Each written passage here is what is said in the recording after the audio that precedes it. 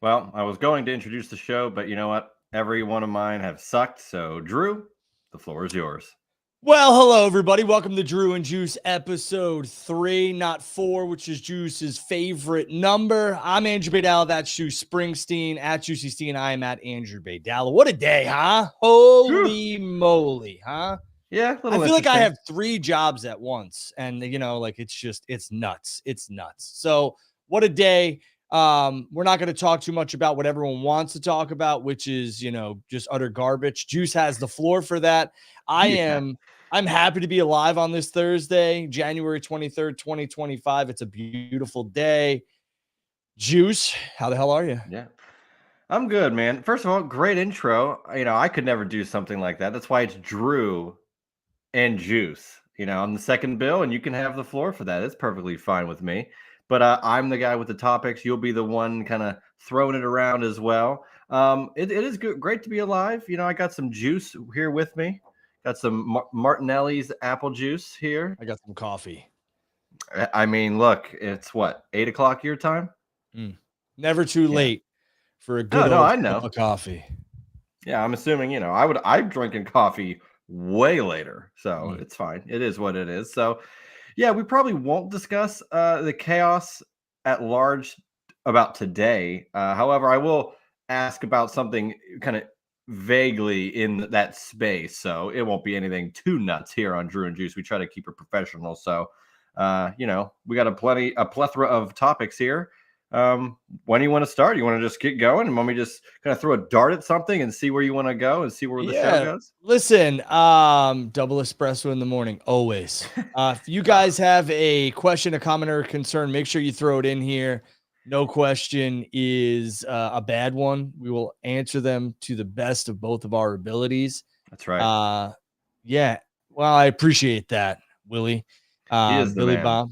Yeah, I appreciate that. Far from the man. I'm just trying to be a good man. That's all. That's all I can be. But and I'm not Sid. I'm not the man. Who's the man? You the man. Yeah, there you You go. the man. Sid was Survivor over like Series Rover in the 96. garden when I was there for that Survivor Series 96 match. But I digress. Juice, the floor is yours. All right, man. Coming off of, again, last week we kind of had the same type of thing. It was, wow, Dynamite was polarizing to some, Dynamite this past week, I thought for probably 90% of it was damn good. I thought the opening was amazing. I thought the ending left a lot to be desired. And the middle had a lot of good stuff in it. So, Drew, I throw it to you. First of all, was the opening to Dynamite this past week the greatest it's ever been? And I don't mean hyperbole. No, come on. Okay. It was good. Don't get me wrong. The show started off good. I liked Will and Ospreay. I liked Will and I liked Will and Kenny. Yeah, I liked Will and Kenny. I liked that Will, was kind of pissed off at Kenny's initial response. I thought the response from Kenny was very well done. Whoever wrote it, very, very well done. Maybe Kenny, was flying off the cuff. Maybe Will was flying off the cuff. I don't know. Thought it was very well done. You like to be off the cuff, Drew. Who's to say they weren't, Yeah. And you want to know what? Like for me, I thought, to use the term, did they kind of nuke it? Yeah, where they was just like they very much sped it up. It was like, okay, we're going to be friends now, but we don't like each other, but there's still a lot of time, so we'll have to wait and see. But I thought just the overall, like getting to that match and the quick story to it was very well done. Very well done. So why would you hesitate to say it was one of the greatest openings ever? Because some of the stuff that happened in it go ahead. I hate that shit. I think it's so subjective. And I think, if you liked it, you liked it. If you didn't, you didn't. If you didn't think it was the best, like my wife's always like, is this the best Chinese food you've ever had? And I'm like, how could I say that? Because I haven't had all the Chinese food yet. What happens if one comes and tops this, True, but that's also a defeatist way of like, you can't just put something over sometimes as the best, even if it's hyperbole. Like it's not, just because I say best for now. One of the best. Yeah. Out of what we've seen, of course we haven't seen the future of AEW Dynamite openings. But I don't know, man. I think the best opening ever to an AEW show, and I'm very biased with this because it was just like that moment was Rampage Punk. Sorry. True, but it's also not an episode of Dynamite. That was their main show. Rampage isn't even a show anymore, Drew. Right. So that's how important that moment was. I'd have to think opening to a Dynamite that I A lot of thought. times in the past, to be fair, they opened with matches. It's very rarely been these segments. Over the last couple of years, they've kind of done things like an opening segment and build things. Yeah. It devolved into a balcony dive, them cutting the promo on the truss. Like, that is interesting stuff. Use the best. That was well done. Yeah. And I will say it's the most memorable of recent memory. Yeah, absolutely. You know, I still want the Pointer Sisters. Oh Where yeah. are we? Well, the hate from that was so, I don't know. It was just so like immediate that I feel like maybe he kind of was like, maybe I'll think about that and I'll do something else. But he should just stick to it, because I think the same thing happened with the Collision thing with the Saturday night, and he kind of rolled with that. He was like, I'm sticking to my guns. This is what we're doing. And then he used Guns N' Roses for promo packages. Like, if you're gonna buy these songs and utilize them, spend the money, put them on TV. I think Tony's making up for a lot of wrongs that was ECW, where they just, stole the songs and oh my god, so I think Tony's probably trying to like right some wrongs from ECW. So good for him with that. The Pointer Sisters were definitely not on ECW, but yeah, I mean, No. I would say it was the most memorable of recent memory. Yes, sure, I'll give you that. Yeah, it's just, it started from a talking point to flying off balconies and moonsaults to set up a match for a show that we've been saying, can we have some promotion for this show? And now we got a little bit more. Didn't Hangman and Omega, or Moxley and Omega, open a Winter is Coming Dynamite? I think that was one of the more memorable ones for me too. You mean just like a match? Yeah, I don't know. My memory with that type of stuff is bad. Like, for me, that's fair. For me, I'm not Tony Khan. I'm not, really. I'm not Jew. Breaking news. I'm not Corey Saunders. I'm not Jew Springsteen. My memory for like stuff is good, but it's not great. So, I can't tell you everything that's happened. I think it stuck so well because it wasn't a match. It was something that wasn't like a norm thing. And they kind of just came out. They cut the promo. I kind of agree with you. Set the tone. It was a great tone setter, man. And you need that. You need that tone. Hey, Tone, keep setting that tone, Tone. I have it out. Oh man, dad joke from a dad doesn't get any better than that. A dad of 3. Yeah, well, yeah, not 4. So continuing on with Dynamite, again, polarizing or not, Private Party loses the tag titles to the Hurt Syndicate. I thought it was well done. I thought this was the right time for the Hurt Syndicate. Be that as it may, Private Party the transition was good, Juice. Yeah, Private Party lost it too soon. Or here we go, old ex-WWE guys get the titles. I mentioned this on the first show that we did. Not everybody can just be one company forever. People do change. Who do you want the titles to go on? And we'll talk about it later. Some of the homegrown talent that AEW has is currently on the sidelines. So who else are you going to give it to? Well, I mean, listen, they got a building to sell in Los Angeles. Stone Cold Steve Austin likes to call it Los Angeles, California. And Bobby and Swerve, they had a program that seems like that's not happening. It seems like they're not going back to that program. It seems like it's dead in the water, which is fine. They moved on from it. So now you got Bobby and Shelton winning the tag titles. And you want to know what, at the end of the day, what was Private Party doing with the tag titles? I loved when Private Party won from the Bucks, but like, what were they doing? Was anybody, all these fake outrages online, the streamers and all this other stuff being like, they're buried Private Party. You guys buried Private Party because you want to know what? Nobody was talking about them. They weren't on television. You guys didn't give a shit, and now all of a sudden they lose and now they're buried because it's low-hanging fruit. It's wrestling. It's not that serious. Like, they lost because they took a clean L last week. Yeah, to the same team. Yeah. It's how wrestling works. Like, team, like, of all places where AEW for a while, and they still keep the records up, was AEW for a while was predicated on wins and losses. People do lose. That does happen. So if Private Party's just not good enough once they won the titles, then that's just how it is. And I mean that in a kayfabe sense. Like, if they couldn't beat the Hurt Syndicate, then the Hurt Syndicate was better than them in story. Yeah. Who cares? What is the problem with that? If you like Private Party, then you should be thrilled that they at least won the titles. They got that under their belt after 5 years of working really hard to get there. And now they can, the chase sometimes is worth more money. So just relax. Like, come on. And again, they're old WWE guys that are coming in. Okay. Well, okay. Then if any AEW person goes to WWE, I want that same energy. If MJF were to go to WWE and you thought it was the greatest thing ever and he wins the world title, and you go, oh, well, it's just an AEW guy getting the benefit, then sure. But you're not going to say that. They're going to say, wow, look at this young upstart who never got the chance in WWE. Who cares where they're at or where they came from? Where they're currently wrestling is what matters in the grand scheme. Yeah, I think we need to stop with that stuff. When Brett went to WCW and he started winning, where they just here's another and did nothing. Well, that was the genius. Although, we've seen recently how maniacal that whole thing was, like the person, but that's the genius of Vince McMahon. They would not know what to do with a Bret Hart. And basically Vince was like, go ahead, let them pay him this exorbitant fee. I'll sign 4 people for that cost. And here we are. So at the end of the day, not everybody is ex-WWF or WWE. Like, some of these guys have real polarizing, characters, and they're very visible. Their visibility's off the charts.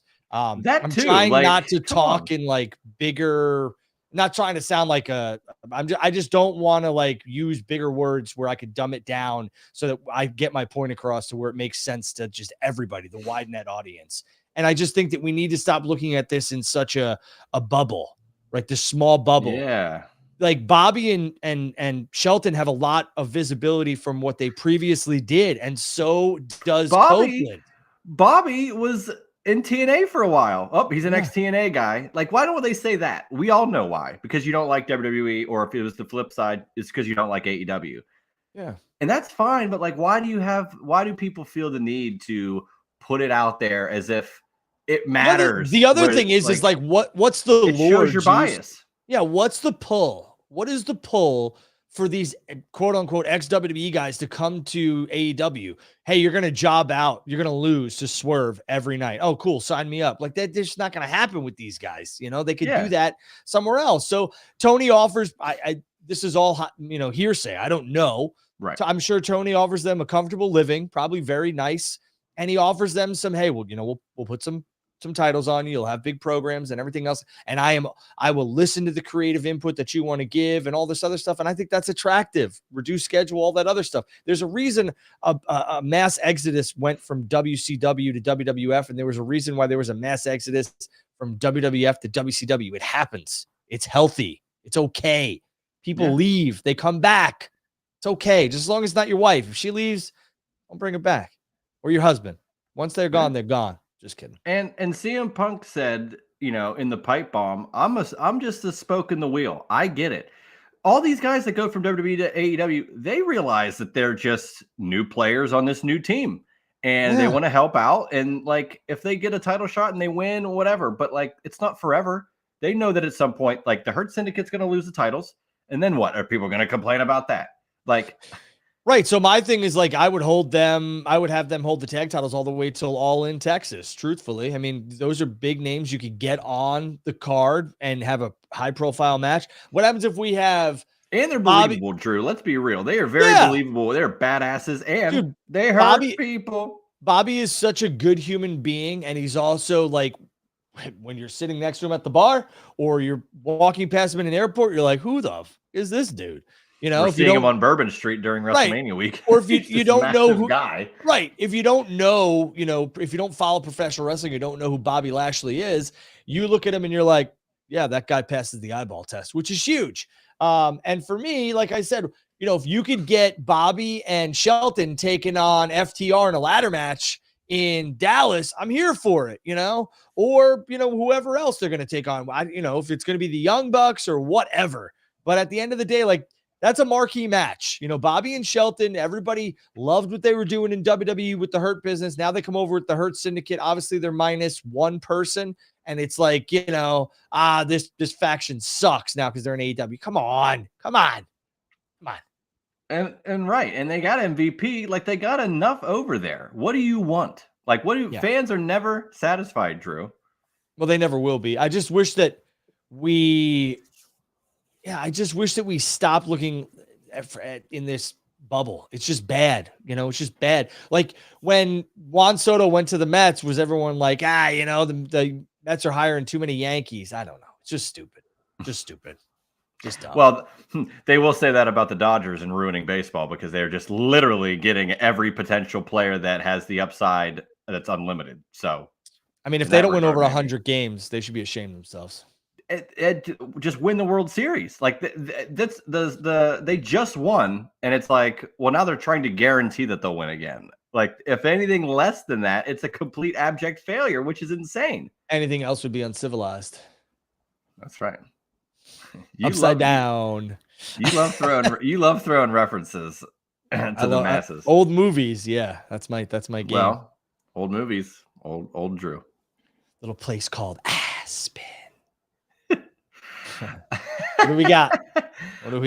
Jeff Jarrett was on this show again. Not my show. Drew turned it off when Jeff Jarrett's no, I was talking about this show, but go ahead. I digress. I like Jeff, Jeff. Yeah, and his dyed mustache once again. Whoa. This time, I got a little gray here. How you making fun of people that I don't dye my stuff, but I mean, are you dyeing it and then it turns yellow? No. Yellow? So I will not make fun of you. Yeah, exactly. Go ahead. Well, him and MJF are talking Old Yeller and putting people behind the woodshed and all these different things. And now it seems to intertwine Jeff Jarrett, MJF, Hangman, Claudio, and Mox all in this another bubble where if Jeff Jarrett's going to get a match against Claudio, some people are saying, well, Jeff Jarrett couldn't beat Claudio. Okay, but Claudio doesn't have the benefit of the acoustic equalizer. So Jeff Jarrett does have an idea. He could win that match. And if he does, he gets a one-on-one shot with Mox, assuming Mox is okay with Claudio just offering up this opportunity.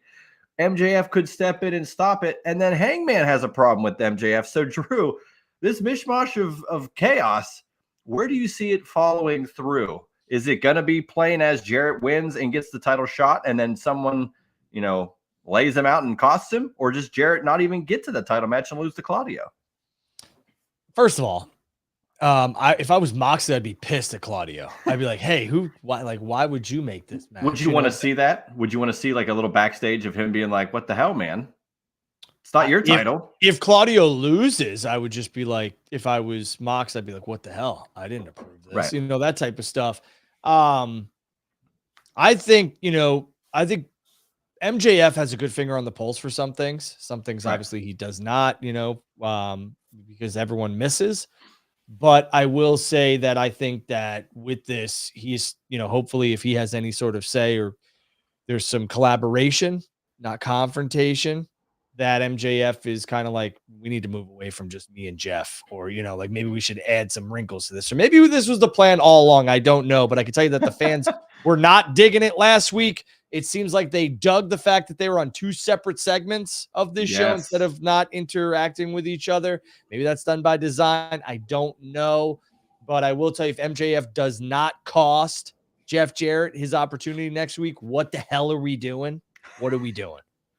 That's my only thing. Like, you got it. At some points, I don't mind that we, got to let things play out. I'm a big advocate of that. But when you let them play out and then they don't play out at all, it's a problem. Absolutely. And are you foreseeing the Jarrett, like, let's say Jarrett beats Claudio, is the Mox match at Grand Slam, or is the Mox match happening on Dynamite and then something happens and it's MJF Jarrett at Grand Slam? Well, we saw the ending to Dynamite, and that had Jay White kind of trying to make the save on Copeland. Him too. Yeah. Right. And it's like, I like Jay White, but if we're just putting Jay White in the main event in a world title match because it's Australia and, Jay White, and we already had, that makes no sense to me. And you already have your major Australian, if you want to, go that route, main event or match. and that's Tony against Mariah. So we don't need to just have every Aussie in a match because they're from there in a high profile one. You get these guys and girls on the card, no doubt about it. But I And mean, you've got the tag match with Kyle Fletcher. Like, this is a huge match. So you've got a lot there already. Like if I had the pencil, which I don't, I would have had Fletcher and, Ospreay 3 there, and I would have had Fletcher beat Will Ospreay and win the Continental Championship. But it's just not what happened. No. It is what it is. We're here, and I'm not throwing a hissy fit. I'm not saying this stuff sucks. I like the tag match. I think it's awesome. It's a high-profile match, and there's an Aussie on that as well. But I think we don't need to just do Jay White because he's from there. Why not Hobbs at that point? We'll talk about him. Yeah, where was Hobbs? It's the end of the show, and yeah, Jay White's involved, and why can't? Hey, that's right, Blake, and happy belated birthday, by the way, to Blake Mitchamore. And the hate for the chosen one is a little ridiculous. I think he should at least get a championship opportunity, and then who knows if he cashes in for one more time. JEFF. How about GOONE? Gone. That's right. That's where I wish that program would go, truthfully. Yeah. So where was Hobbs after this big moment last week? And it's like, all right, now we'll set it up. Cut a backstage promo. Happy birthday to Willie Hobbs. Happy birthday to him. All these birthdays. Another really good dude. The backstage segment, a lot of people were like, well, maybe Hobbs wasn't there. Maybe he was, got delayed. Maybe he had a pre-tape. I don't know. Maybe. But for me, Hobbs is making that save. I understand we got a problem or a program with Big Bill. I get it, Big Bill, they're gonna have a match. And if there was already travel issues that made the Nick Wayne Samoa Joe match not happen, if Hobbs had a similar issue to not be able to make it there, it would behoove AEW to say that instead of having a backstage thing and not acknowledge that, and people expect him to come out and then not, and then they get disappointed. So I don't know. It was very puzzling to me that he. For me, it's not. It was very obvious. Like, why wouldn't he be there? It's not like I'm not like disappointed. I don't. We didn't need to go that route with Jay White because he's in Australia or he's from Australia and the event's in Australia. And you think that's it? I mean, if he's gonna take on Mox for the world title, then yeah. I mean, we're not there yet. If it's Jarrett and Mox, whatever, But whatever. But what about Cope? Isn't Cope Mox gonna be? I think that's happening at LA. I don't know if Cope's gonna go to Australia. I don't know. I don't know. So. Really? He wouldn't wrestle in Australia. He wouldn't wouldn't you think that's I forgot, Drew. The show's already sold to whatever capacity they want, so they don't need to do anything. Forget putting anybody else on the card. They'll just throw it together last minute because they don't give a shit. Yeah, I don't know. I'm a big look at the poster, and Cope is not on the poster.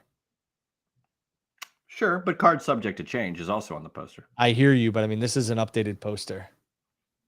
Well, it's not even February yet, Drew. We got 3.5 weeks until the show. I'm just saying. Anything can happen in All Elite Wrestling. You're 100% right. Anything can and will happen in All Elite Wrestling. So yeah, I mean, you are right. I don't know. Maybe we get Cope versus Claudio. Yeah, something. A buffer for Mox, something like that. Yeah. A Michael buffer. Maybe Claudio's the guy who just hands out title shots for Mox. So Jarrett wins, gets the title shot at Grand Slam. Claudio just gets his ass beat over and over again, and Mox has to wins again. Yeah, Mox wins. Copeland beats Mox, or it's so convoluted. Into a pretzel. Yeah, it's so convoluted. I'm trying to figure it out. So Cope would beat Claudio at Grand Slam and then gets the shot at Revolution. I mean, if that, okay. I'm not happy with it, but it is what it is. Whoa, Drew! Breaking news: Drew is unhappy with something at AEW. It's not that I'm unhappy. It's just like if we're just gonna have Claudio be the buffer before I didn't Mox, like it, and he's just gonna hand out title shots. I don't know. What did that comment say? I was too busy mocking. I don't know. If we could put it back up there, that'd be great. Here you go. Second Juice, Oh love you. yeah, Keep up the great work, Drew. put Always a Blake and pleasure. We Corey were at some going. point. Be yeah, they can come in whenever we can Absolutely. fit them into another little.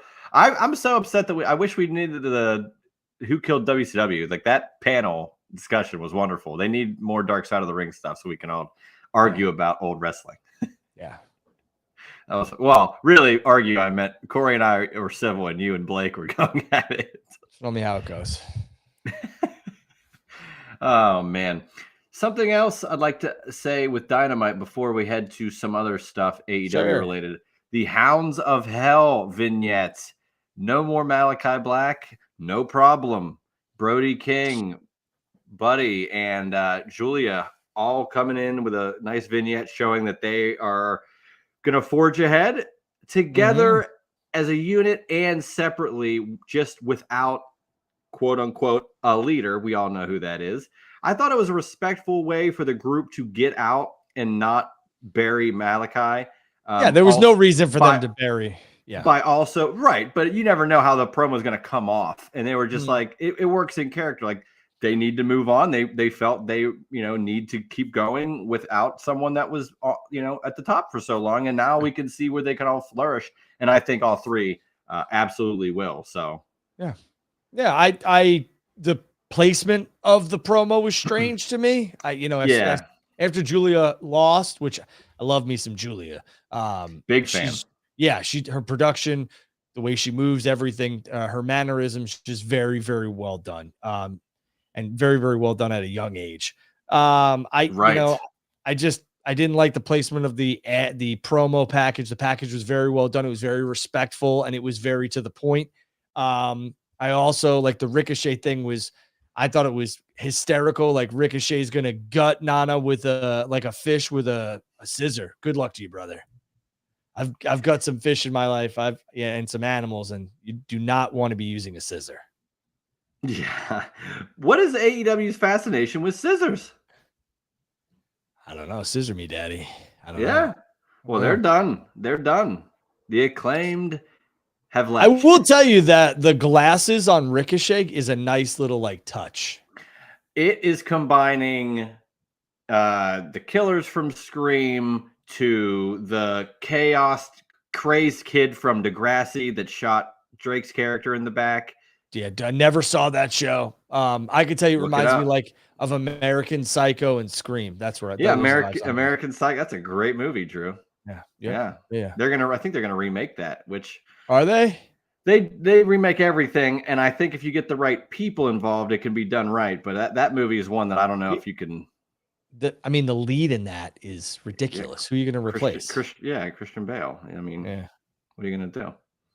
Yeah. So, you want to talk about somebody who came from WWE who's doing good work in AEW and everyone was ready to shit on him? Ricochet.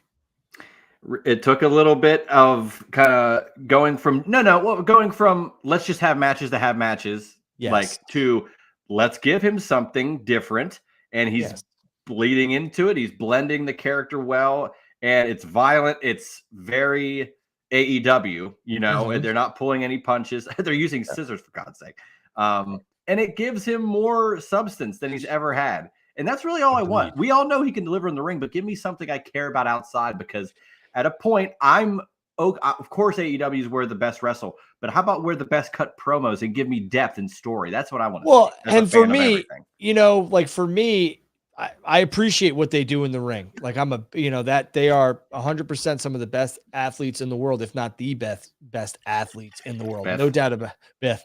No Beth athlete in the world. But you know what? Like for me, it's just like I need something I could sink my teeth into. I need something I could, get invested in. And just because you could wrestle, that's great. But how are you pulling me into the building?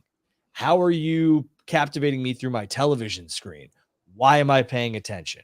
The in-ring stuff is great, but if you can't pull me and you cannot make me want to watch, I don't care. Why am I going to buy the pay-per-view?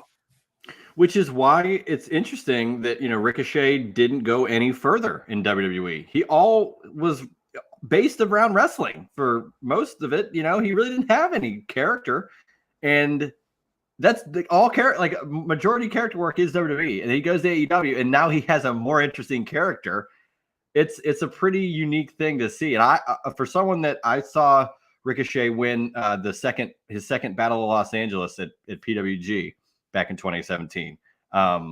As a guy that like only thought he would just wrestle and never, like, he just didn't have a persona to me. They never really presented him with one. Who was in that building? You and Dave Meltzer? Dave Meltzer was 2 seats down from me. Yeah, front row. Just you two? No, but it felt. Well, the whole building was crazy. It's like 300 people in an American Legion. I'm only breaking your balls. I know, shows, but I'm here to tell you the truth. Those shows looked very, very fun. I've never been to one. The only independent wrestling show that I've ever been to, I've been to two. And I don't know if you really want to call them independent. One was Ring of Honor.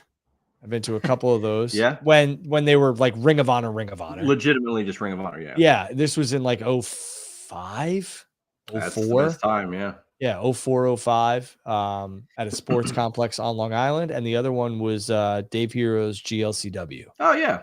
Yeah, Great Lakes Championship Wrestling. Mm-hmm. Yeah. Yeah, PWG, so I think they closed down that American Legion, but they run out of the hell's it called? It's in LA. It's like it's a certain ballroom that they use now, or it's a something theater. I can't think of the name, but when it was in that American Legion, it was put in there like sardines. Everybody was. I remember seeing pictures. Like, I feel like the fans could like smack them mad. You could. You were right there. If you look at maybe some other time I'll show you the DVD. I have the DVD from that particular show, and it's got Keith Lee versus Donovan Dijak in it, and that was Meltzer gave it 5 stars. It was just wonderful that watch the match, Drew. And this was 2017, so pre AEW, where matches of that caliber were not happening all the time in America. But if you look in the back, there's a moonsault happening of Keith Lee, and you can see me just like right there, just looking up underneath, practically in the ring. That's crazy. So the PWG shows, I think, were very influential on what AEW was kind of founded on. I mean, of course, it was other aspects too, but PWG was they were the true, if you want great wrestling, all the Young Bucks and Cole and Omega. I mean, everybody, so many people, Ricochet, Keith Lee, like I said, so many different guys and girls went through there. Johnny Gargano, Candice LeRae. Even your internet didn't want you to get those lines out. You had some bad audio issue, but that's okay. Right. Yeah, I heard it. Hey, your video quality was crapping out earlier, and I didn't say anything about that. So was it really tonight? A little bit, yeah. You're a little foggy, or you glitch to where I see the last thing, and it's you and then you're already talking, and you're in another way. It's your Kmart router. Don't bring that bullshit here. Kmart's not even around anymore, Drew. That's a dated. That's reference. The point of the joke, dude. Jesus Christ. Next. Yeah. Well, next is AEW Dynasty in Philadelphia. That got announced. I am here for this. I think it's a great opportunity for New York, New Jersey, PA in general, anyone in that area to go to an accessible AEW pay-per-view. I think it's going to be, is it the basketball arena for Temple? Yes, that's correct. Okay, so that's a good venue. They've run there before, if I'm not mistaken. Right? They ran Death Before Dishonor there. Okay, so a bigger show. That's good. I think that's it, right? I might have my Ring of Honor pay-per-views messed up. What's the pay-per-view right before WrestleMania? Super Card of Honor. That's it then. That might have been it. Yeah, Super Card of Honor. Death Before Dishonor, Super Card of Honor. Yeah, that was in Philly, I believe. So yeah, they've ran there before. Dynamite was there, and that's what I remember. Dynamite was, yeah. So it'll be a good sized venue for them. If they price the tickets right and they scale it right, they'll have their pay-per-views do very well. So I think they'll have no problem selling 5,000-6,000 seats easy. You gonna go?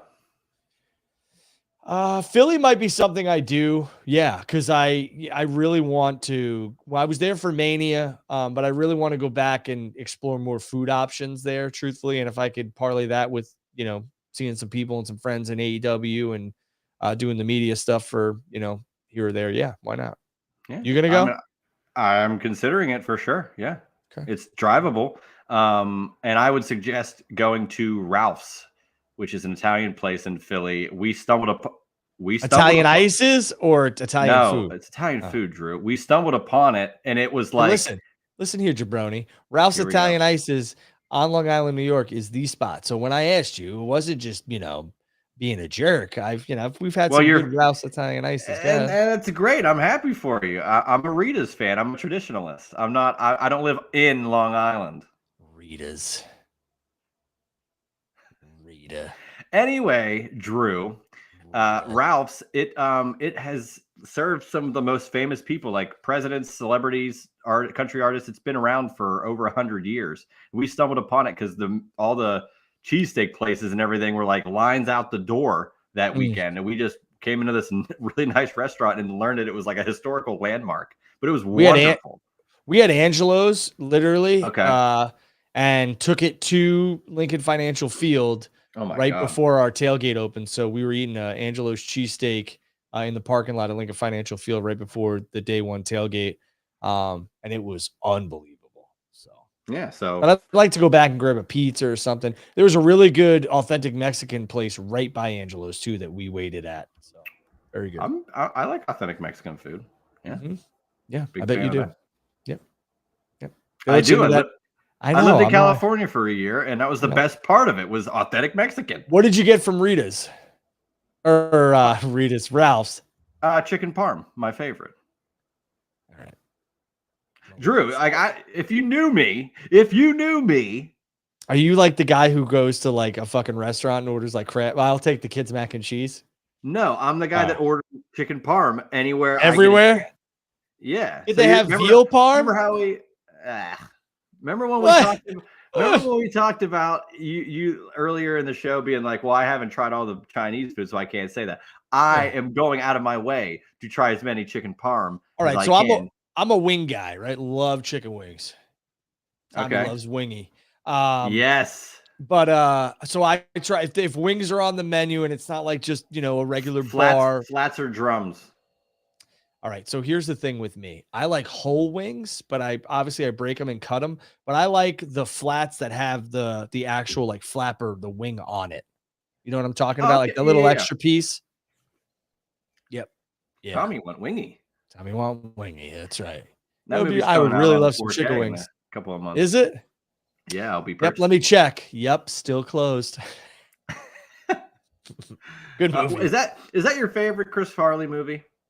No, Black Sheep by far. I love Tommy Boy, but Black Sheep is better. I love Black Sheep because it's just funny. It's the same movie a year later. It's the same plot. It's just vote for Donnelly. That's the only thing. My favorite part of that movie, it's probably my favorite Chris Farley thing ever, is whenever they're like looking for cell service and David Spade's like looking around. Yeah. He doesn't know where he is, and Farley comes in. Hello, Washington. And he does like a huge flip into the water. Yep. Oh my God. Yeah, Black Sheep. I'm glad you said that because people revere Tommy Boy as they should. But I think people forget Black Sheep. It's commercially like completely well received and over shown, but I love Black Sheep. Tommy Boy is Gary Busey too. Black Sheep. Yeah, Tommy Boy is a cult classic, but for me, Black Sheep, it's like the little nuances are more funnier in my opinion in Black Sheep. But like I'll never turn down it when he's on the stage for MTV. Yep. Oh my God. Or when he comes out of the cabin and his hair's like all like disheveled and he looks like, and he's like, whoa, what happened? Like, it's just the little things that Farley was the master of. This right here, right? This is your moneymaker. And Chris was very, very good at that. He's probably the best physical comedian of his time outside of, Michael Richards, the guy who played Kramer. Yeah. Who's hysterical that I think doesn't get a lot of credit. First of all, I think his show on Netflix is and it's a cartoon, is absolutely hysterical, and that's F is for Family, and that's Bill Burr.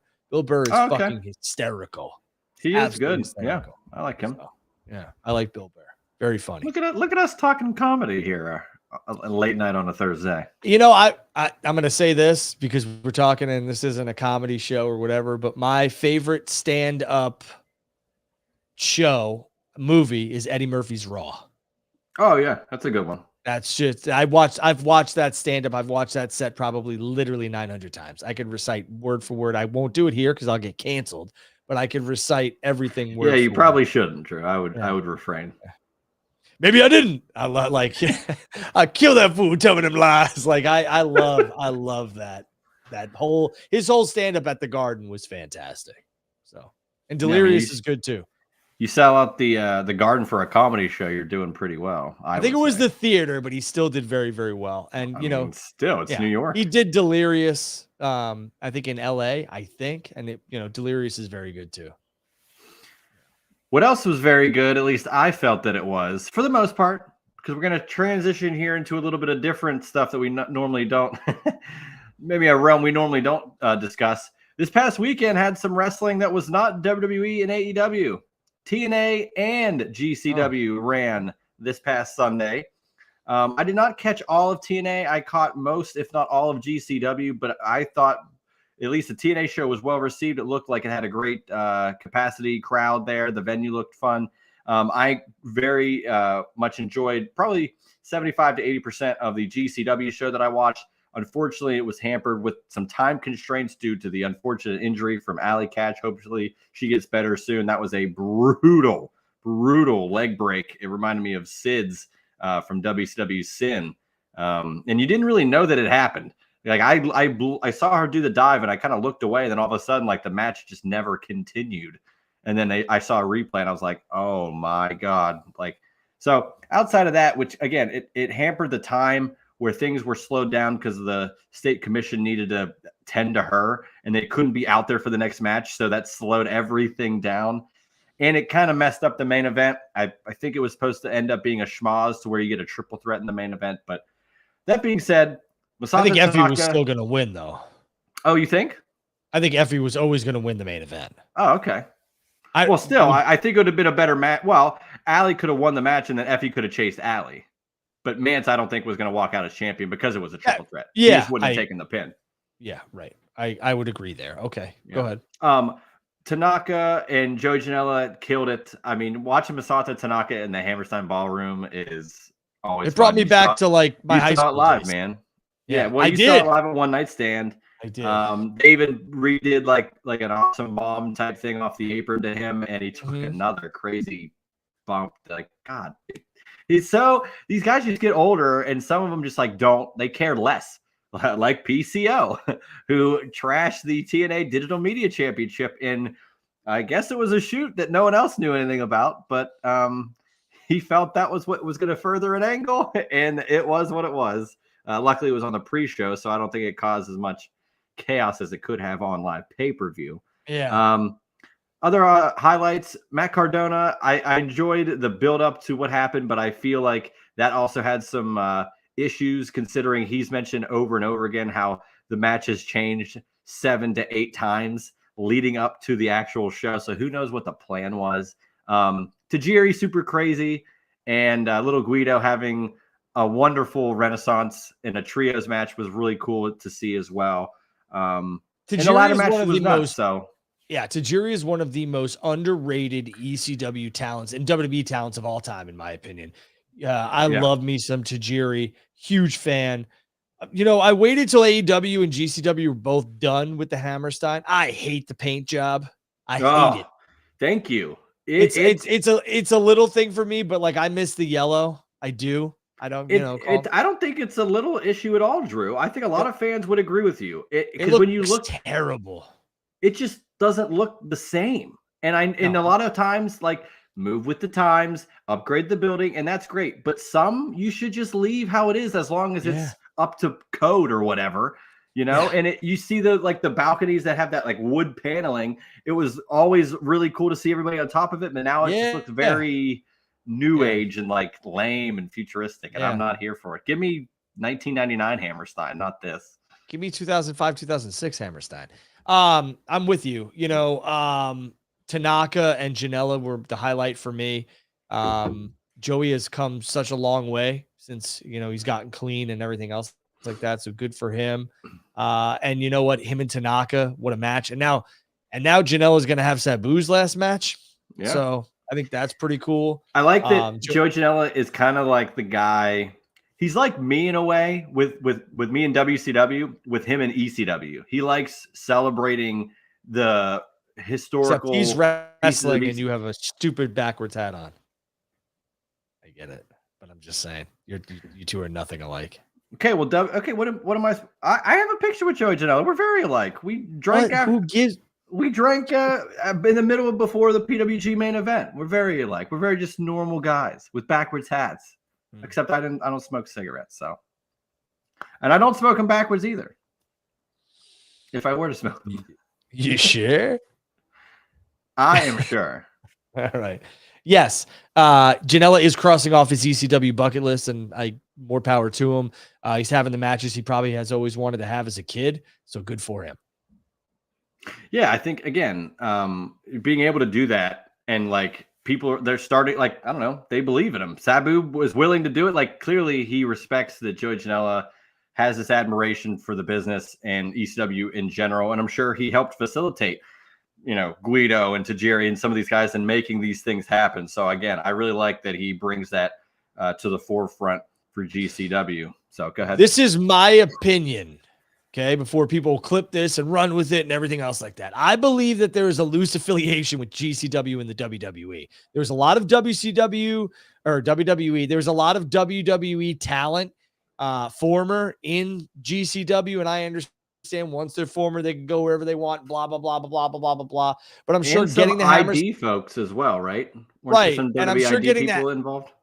I'm sure getting the Hammerstein is not cheap. So maybe, maybe the twice. Right. Maybe, well, I don't know the first time, but maybe the WWE got that, helped. I don't know. This is my opinion. So again, I'm sure, Brett Lauderdale has many different contacts, but for me, it just seemed like even the video footage, it just seems like there's a loose affiliation with GCW and World Wrestling Entertainment. They'll never be like married. They'll never say it because GCW is everything WWE is not and will ever be. So right, and I mentioned this on Twitter of like, clip it, right. Of WWE like helped fund ECW around their first pay-per-view, and it was found out later that that's what happened. But during the time, you had no idea, even though you had Sandman and all those guys front row at a pay-per-view causing chaos. That should have mind games. Yeah, that should have tipped some people off, but. This in a different way. I noticed they showed the Sabu thing. They showed a clip of Sabu in WWE falling off the R at the Raw set. The WCW. Bro, The Rock was on GCW's video package. The Rock. They showed everything. So I'm like, where are they allowed to do this? Or are they just saying screw it? DJ doesn't let you drop his name without dropping a couple hundy in his stocking. So don't sit back and tell me that DeWanta Claus is going to sit back and allow you to use that footage, or WWE is going to allow you to use that footage without some sort of approval. Well, you could be rebel all you want. I hear you. Join the revolution. We've all seen this song and dance before. I'm telling you right now, GCW and the WWE, I think there's something going on. GC, WWE, and NXTNA. Speaking of, Joe Hendry wins the world title. Finally. He's not here. I'm not saying his name. But not in the budget. Will he be in the Royal Rumble? Yes. I think Joe Hendry and John Cena are going to have a match before 2025 is over. Book it. Clip it. Send it to your sister. Send it to your mother, your aunt's, niece's, uncle's brother. Send it. John Cena and Joe Hendry are having a match together before 2025 is over. Would it be in TNA? Are you on heroin? No. TNA. Why not? I mean, wouldn't that be something John Cena would do? Like, I'm going out. Well, who cares? Yeah. I want to wrestle in TNA. What? Let me rewind this. You're probably not on heroin. I know you're not on heroin. And for anybody who's dealing with addiction, I sincerely wish you the best and hope that you stay in recovery and everything else like that. It's not really funny to make a joke like that when people are dealing with drug addiction. But I mean, it's a lighthearted show, so get over it. I wasn't serious. I will say that you could do it at the UBS Arena, sure. Because sure, they're headed there. They could, yeah. John's never worked TNA, right? No. Oh, yeah. Another ex-WWE guy working at TNA. Oh, yeah, there we go. Yeah, I just think it'd be cool. Like, why wouldn't he? Now, here's the thing. Even if John Cena were to somehow win the TNA title, that doesn't count for his world championships, does it? No. Is he going to win number 17 from Joe Hendry? No. Oh, that'd be dumb. That'd be real It has dumb. to be WWE, I think. That would be WWE creative on heroin. They would. You just said don't make light of it after making light of it. Now you're just going back to the well again. It's a joke. If it's 2025, you can't take a joke. Get the fuck out of here. It's a joke. It is a joke. It is a joke. It's a joke. Well, there you go. I set it up like 9 times for you. You just like, Hey. Maybe my Kmart internet is not up to snuff. There you go. Drew, I'm embracing the hate. Yeah, Joe Hendry in the Rumble. Joe Hendry versus John Cena. John Cena versus Cody Rhodes at WrestleMania, though. So let's transition into the WWE because we got a lot to talk about in regards to that. We have Saturday night's main event coming up in a couple of days. A lot could happen there. A lot set up to happen there. How would you know? You didn't show up to Philadelphia, you cheap bastard. Oh my God. I showed up. I was there. I didn't see you. Oh yeah, you did. You did ask me where I was. Yeah, and you were like, I left. Okay. Hey, I said my internet is slow. Relax. That was good. All right, let's talk about some WWE, okay? Let's get back into this thing. Let's start off with Penta once again. They added pyro to his entrance, and damn it was the craziest looking pyro I've seen in a long time. Drew, is Penta already just ascending to a level that he never would have touched in AEW in 2 weeks? I mean, I think that's ridiculous. Okay, then just say you disagree. I'm not saying that that's what I believe. I'm just saying, is that the case? He's getting presented in such a high level. They just said, WrestleMania where you get to do a suite with him? Oh no, for MSG. You get to hang out with him. Yeah. Listen, I think that they're putting all the bells and whistles behind Penta, and rightfully so. Penta's a dog. I think you could see Penta versus Finn at WrestleMania, or Penta versus Rey Mysterio makes a lot of sense for me. Penta versus the Demon.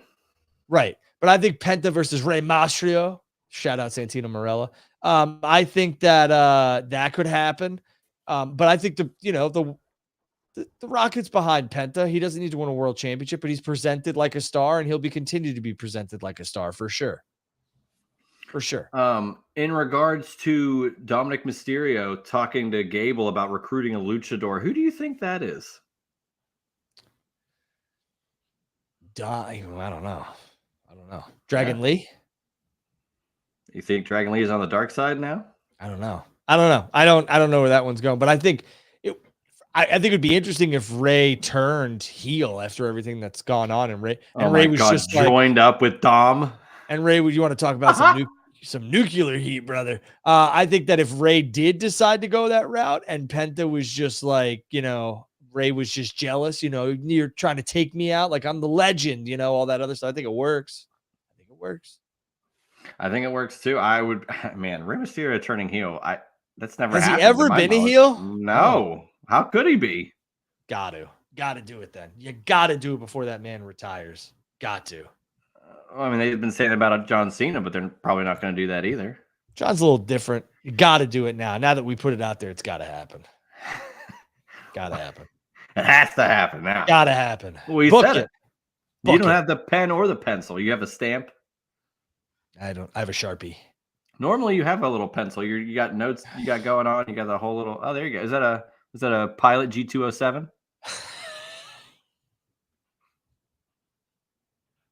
Yeah, vindicated. Let's go. I know my pens. Oh my God, this gets worse and worse by the minute. You're like a pen nerd. I just know a lot about nothing. I know a lot about a little, Drew. All right, buddy. Hold on. Let me see. A little about a lot. Here we go. I think the one you had before was a Papermate, the one that looked like an old pencil, but it was a mechanical one. No, I don't have mechanical pencils. What was that yellow one you had the other? It was a pencil. It was a, what is it, Ticonderoga or something? What are they called? Yeah, the number 2, Ticonderoga. See, you're a pencil nerd too. Pencil neck geek. I'm definitely not a pen We're a pencil nerd. Okay, you just threw out the name Ticonderoga. You absolutely are to an extent. They're just pens, dude. I had one, but I don't have it here because I had this show sucks. Go ahead. Talking about pens. I'm only breaking your balls. Go ahead. Hey, no, do what you got to do. It's Drew and Juice. So I'm the back end of this. I take all the jokes. I take the heat. I will tell you that if somebody asked me, they were like, "What do you think you two would be talking about?" I would never have had pens on my bingo card. Not to mention the fact that you'd be like, "Is that a Pilot G207?" I was just like, "Yep, sure." That's a great moment in the show's history, Drew. 3 weeks in, we got to clip that. I mean, sure. Listen, I will clip that. To be honest, you should. I'll send it to. I'll tag a Pilot. We'll get free should. pens. Lifetime supply of pens. It's my favorite Seinfeld episode too. The pen. The pen? Yeah. Oh, yeah. Season 3. Yep. Check it out. All right. Let's talk a little Saturday night's main event. Coming up this Saturday, 4 matches plus a segment. And the segment I think is going to be very interesting. I discussed this with a friend of the show, Josh Eisenberg. It'll come out tomorrow. It's only a day away on the Juice Box in our Saturday Night Main Event prediction show. So, hey, am I not allowed to reference anything? Yeah, it's only Drew. Drew's the only reference guy here. That's it. I mean, I'm referencing like Tommy Boy. You're out here referencing Annie. But you knew it. I mean, everyone knows America's favorite little redheaded stepchild. Okay, I mean, come on now. Well, that's why I referenced it. All right, I know what the people want. Anyway, Saturday night's main event. We don't really have to go through each match, but I will just ask your thoughts on certain things. Like, for instance, Jacob Fatu and Braun Strowman. That's pretty much a showcase for Jacob Fatu. And I don't think it's a bad thing for Braun Strowman. I mean, he gets a huge spot here. I think he kind of knows where he's at on the card. We're going to see a huge Samoan drop. Like, anything super crazy here with this match to put Jacob Fatu even more over than he already is? Well, you're not going to see somebody take a moonsault off the second balcony. But, he will hit a moonsault, though. Listen, I think this is exactly what you said it's going to be. It's going to be a showcase of big men, big meaty men slapping meat, I think the terminology is. And this is going to the terminology. This is going to be, an all-out, a big man's match. And I think it's going to showcase Jacob. They're going to take care of Braun in this one. But at the end of the day, this is an attraction. This is what a lot of people look and they're like, this is going to be something. And it will be. Braun's a dog, and so is Jacob. But Jacob's got that upward trajectory that I can't see him taking an L here. So I'm going to go with Fatu in this one. With Rhea and Nia, is there anybody returning? Because I see this match just being an easy Rhea Ripley win.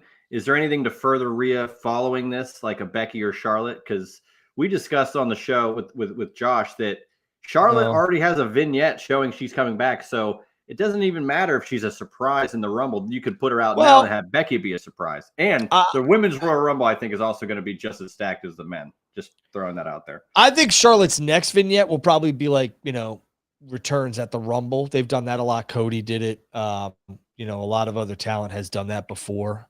So I think the surprise is Becky, Jordan Grace in the Rumble. I don't think you see Charlotte before the Rumble. Okay. So you don't see anything other than this match with Rhea and Nia just being a match, a rematch from Chamber last year? Yeah, and maybe you get like a live interference or something. I don't know. Okay. So you think that might be furthered too? They're going back to that? That's my problem. I want to see Rhea do something different. I don't want it to be live again. We've seen that song and dance. I don't know. WWE is very unpredictable at times right now. Like, some things you could kind of see, but some things you really can't. I think that's the masterclass right now of Triple H's booking. And them keeping things very under wraps. So I think if I'm booking WrestleMania and where I think we're headed to Tiff and Charlotte, and I think we could easily see. I think we could easily see Rhea and Jordan Grace. So, I don't know. Ooh, wow. That's just me. I think that would be swell, considering the people that you didn't mention there could make up their own card of matches, which is insane. I mean, Becky and Liv can have a match. 2 nights. Yeah, Becky and Liv can have a rematch. So. For sure. Yeah. Does Sheamus become the ultimate Grand Slam champion? No, Braun's going to No. hold that till WrestleMania. Really? Yeah. Okay. I don't know. I just feel like if Braun were to lose this now, because it adds to his stock towards something like the Rumble. Like if Braun Breaker goes in the Royal Rumble as IC champion, he's not winning. And I'm not saying he's winning if he's not champion, but it's more believable to me because he's not already a champion, and he'd have a motivation from being pissed off that he lost to Sheamus, just to give Sheamus this little moment before he eventually retires. It's probably one of his last big time matches, I would wager. I would say that if you're looking for a title to change hands on this card, I think it could be the Jey Uso taking on Gunther match. I think they could do this because you could quickly have a rematch at the Rumble and Gunther can get his championship back. This way, Jey is out of the Rumble and so is Gunther. That's, a lot of people, I have had this conversation with some friends, and I've said, the Rumble you got to pay attention to, and you got to see who eliminates who and who is the final couple competitors, which we talked about last week on Drew and Juice. But you really got to protect some people in the Rumble. Like you can't just have CM Punk get dumped by, R-Truth, because where's that leading? CM Punk is more than likely going to, maybe him and Seth Rollins eliminate each other. Maybe they're 1 and 2, that type of stuff. The Rumble this year is absolutely stacked, and we need to pay attention to who is going to be eliminating who and how they're eliminated, because they're going to protect a lot of people. So not having Jey and Gunther in the Rumble, I think is smart, and you can have those two fight for the title. It's just me. And I like that. With Jey and Gunther, you brought up a great point, though. There's only 3 matches right now for the Royal Rumble. I mean, are they going to add 1, 2 more? Like, it's pretty crazy that they've got a ladder match and 2 matches that are going to take over an hour. So there's not much more room you can fit on there. I like your idea of, well, Jey and Gunther wouldn't be in the Rumble if they swap the title here, and then they can have that rematch immediately back there. I don't know. I think it's an intriguing idea, but do you think they add any? They have to add another match at least, right? To the Rumble, 3-match card? I mean, right now we're looking at, the Rumble match, both men and women, and you're looking at the ladder match. I think there absolutely could be another match on this card. I think years prior, I think it was, 4 matches. Let's take a look, Ski. I want to say it was 4 to 5. I think they've done, or 4 they've done before, for sure. Yeah. So it was a 4-match card. I could see them adding Gunther and Jey to this card and then kind of keeping it where it is. But I could also see, I think Saturday night's main event was also something where they could get some of the matches they weren't going to get on the Rumble onto a major show. So maybe that's why we're seeing this match. I don't know. The United States Championship could be defended on the Rumble as well. Yeah, I could see that happening. It's just there's only 2 episodes of SmackDown, but I don't know how many matches are going to be created next Friday when the show is the following day. Right. So I mean, if it's me, I do both Rumbles. We have the Cody Kevin ladder match, and I add. Depending on what we see from Saturday night's main event or what their plan is, I could see them easily adding, a rematch for the World Heavyweight Championship. See. I like that. I think that's a good plan of attack. I feel if Gunther wins clean, Jay's going to throw himself right into the Rumble, though. Oh, absolutely. I wouldn't mind seeing him win it, to be honest with you. Lastly, the contract signing. I'm going to throw this out to you. We tried to pinpoint, Josh and I did at least, what could happen to build this more than, the obligatory, maybe someone goes through the table between KO and Cody, with Shawn Michaels, Hall of Famer, San Antonio's own, being the moderator here. I put out that it would be fun for Cody to maybe get a one-up on Kevin Owens in some way during this contract signing, and Shawn Michaels kind of like laughs at KO and like agrees with Cody, and it's like way too buddy. What happened the last time Shawn Michaels was in the ring when the Winged Eagle was in the realm? He got stunned by Steve Austin and lost at WrestleMania 14. So give me KO stunning Shawn Michaels to build more heat for next week at the Rumble. But where does it lead? Shawn's not wrestling. I will tell you this. It's for sympathy for Cody.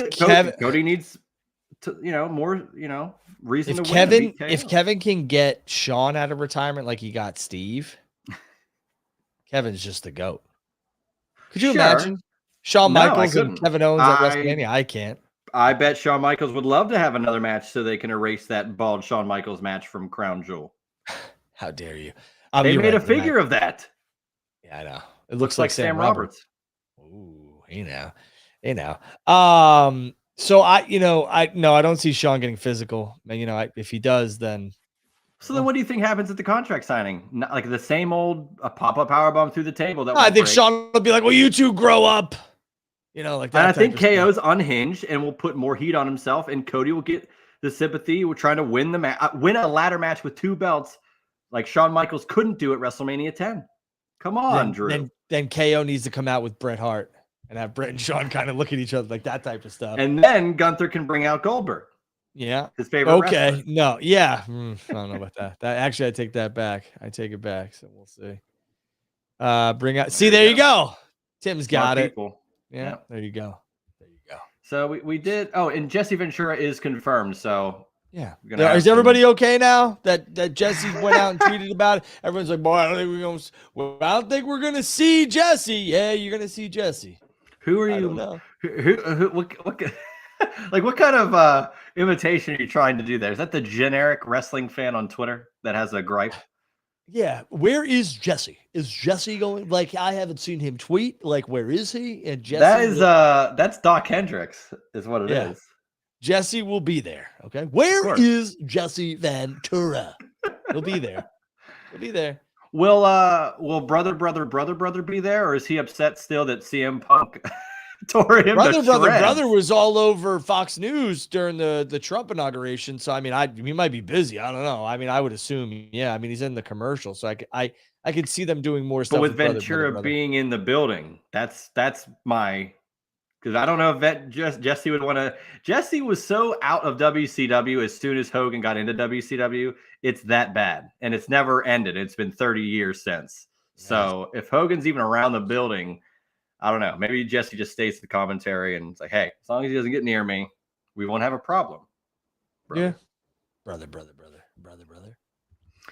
Speaking of brother. Oh, brother. These WrestleMania individual ticket prices, Drew.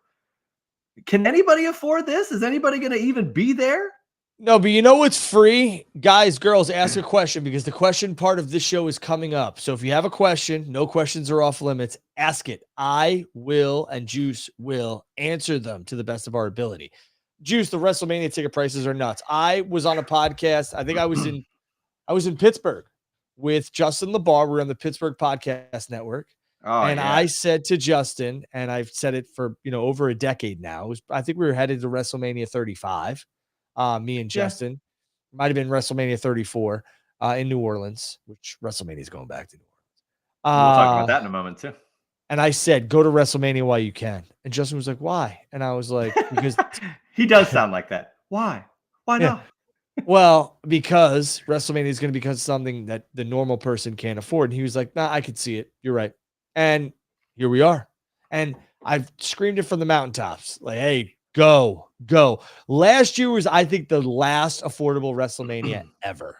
And 39 was high, but it was still, also in LA. It's not cheap. But Vegas and the prices across the country for things for WWE are nuts. Are absolutely nuts. And you want to know what, the location of Vegas is if you're going to Vegas, your trip is expensive, let alone then you're buying an expensive ticket for a show in a place where you're already going to spend a lot of money. It's a pit. Yeah. I'm telling you guys right now, there's not much to do in Vegas besides go to strip clubs, gamble, and drink. So just literally throwing money away. Yeah, just be careful because Vegas will humble you quickly. I'm in and out of Vegas in 24 to 48 hours, as fast as you can. No sleep. No, for the most part, no. You're up. I go to conferences, then at night they want to do dinner and drinks and all this other stuff, and then you're getting to bed at like 2, 3 in the morning, and then you're up at 6, and then meetings, and then I'm out. Bye. See ya. Yeah. And over the last year and a half, I've been saying, WWE has emphasized the first letter of their acronym World wholeheartedly. Yeah, world. They're going to any and all places. Things are going to be a lot tougher to get to. Less and less is going to be here domestically. outside of, certain shows. And we'll talk about it now. Future WrestleMania locations. It's rumored that New Orleans is going to be coming up in a couple of years, but we've talked about Nashville. We talked about London. That could be happening. And now Saudi Arabia is absolutely in the conversation. So who knows where the hell it's going to go in the next 3 to 5 years. What was funny to me, Juice, is that, people were like, oh, Drew said there was going to be a press event in, New Orleans. And I didn't say they were having a kickoff show. I didn't say they were booking the Smoothie King Arena to have a kickoff show. I said there was going to be some sort of press event. And I still believe that there will be a presence from WWE on Media Row at the Super Bowl. And could they announce WrestleMania being there that week? Sure. Could they wait till SmackDown's there in a couple of weeks after that? Sure. But WrestleMania... They did the Vegas thing, but they didn't announce Mania in Vegas until well after that. It just happened to be lining up like that to where if you see, event in New Orleans, they're going to announce it. And sure, but like you said, it'll take place.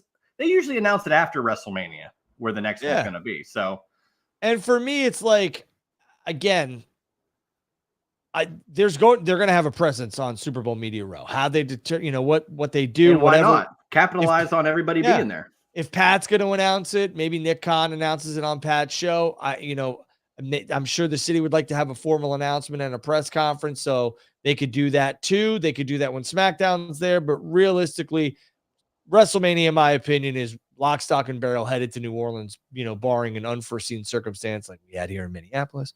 I think WrestleMania, the next couple locations are New Orleans, Nashville at the new Titans facility, Nissan Stadium.